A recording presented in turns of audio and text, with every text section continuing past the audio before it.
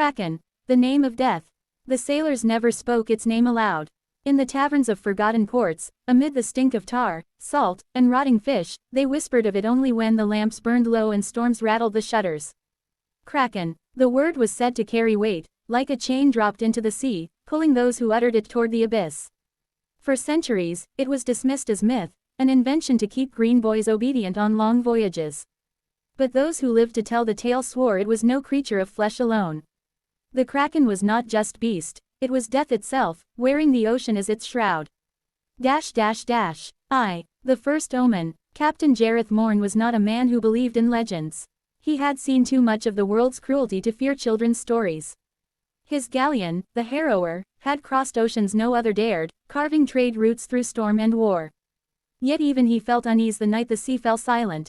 No wind stirred, no gull cried. The crew, once loud with song and dice, sat hollow-eyed at their posts.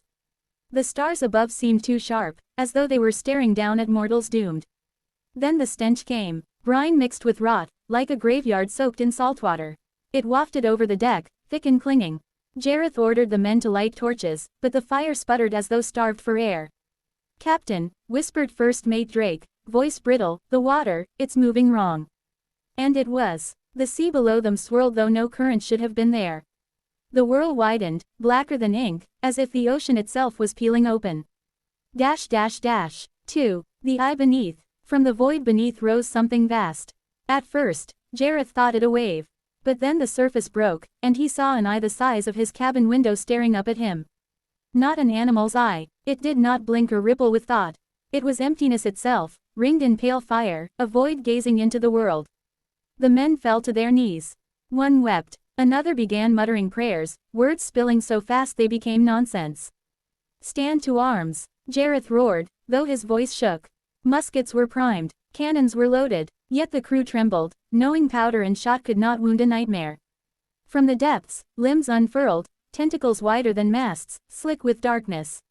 Each moved without hurry, yet with terrible certainty, coiling toward the ship like snakes drawn to prey. "Kraken," someone whispered. The name rippled through the crew, and the air grew colder. 3. The mouth of graves. The first tentacle struck, snapping the mainmast like a child breaking a stick. Wood and men screamed alike. The sea sprayed crimson. Another limb wrapped the stern, dragging the Harrower backward, as though the ship weighed no more than driftwood. Jareth drew his cutlass and hacked at the slick flesh, but the blade barely scored it. "Fire!" he ordered. Cannons thundered. Iron shot slammed into the creature, but where it struck, the wounds bled no red, only shadows, spilling into the sea like ink, thick and endless. Then the water bulged again, and the Kraken rose higher. Its maw opened. It was no beak, no creature's mouth. It was a hole in the world, a spiraling void where sound and light died. Within it, Jareth glimpsed shapes, skeletons of whales, broken ships, screaming faces locked in eternal descent. He realized, with horror, that this was where the drowned went. The Kraken was not a beast. It was the grave of the sea.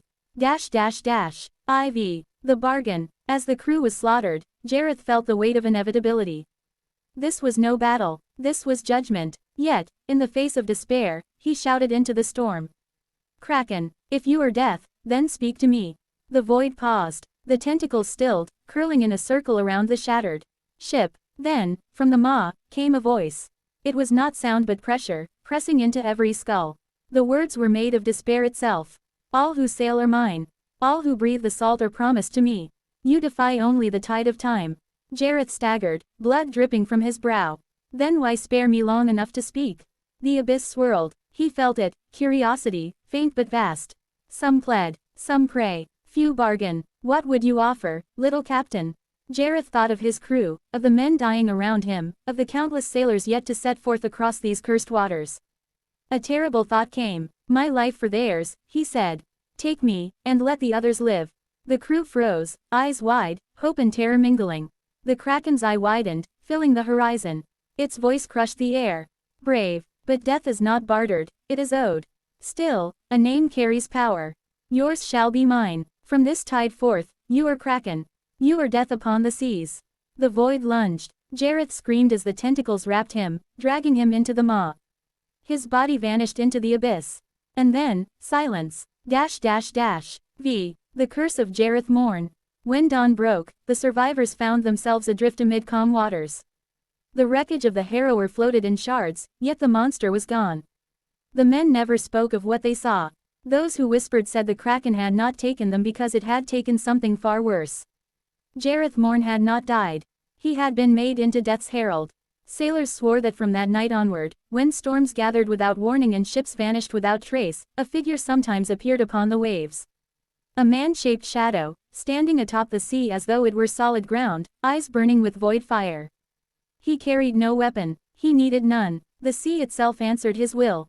Some claimed he was the first to go down with every ship the Kraken claimed, a captain eternally drowning, dragging others into his fate. His name was struck from records. But in every port, whispers spread. The Kraken was not merely monster, not merely god. It was a title, a name passed on to the one who bore Death's mantle. The eternal tide. Centuries passed, nations rose and fell, but still ships vanished, whole fleets swallowed without wreckage or survivors. Always, the same word surfaced from the lips of the few who returned half-mad: Kraken. They described the same stench of rot, the same silent waters, and always, the same eye beneath the waves. But sometimes, they said, they saw a man upon the deck of their ship before it sank, drenched, pale, with black fire in his gaze. And though his lips did not move, they heard his words inside their skulls. The sea remembers. The sea collects. The sea is death. No prayer banished him. No cannon drove him back. For he was not beast, not storm, but inevitability. To sail was to gamble against the tide, and the tide never lost. 7. The last horizon. Even now, when sailors whisper in the low hours of night, they speak not only of tentacles and storms. They speak of the man who bargained with death and became it. The Kraken is not creature nor god. It is a name, a doom spoken on the sea. And when the water falls still and the stars burn too bright, every sailor knows what waits beneath. The abyss does not forget. The abyss does not forgive. And one day, it will rise again, bearing the face of Captain Jareth Morn, the man who traded life for legend, and in doing so, became the very name of death.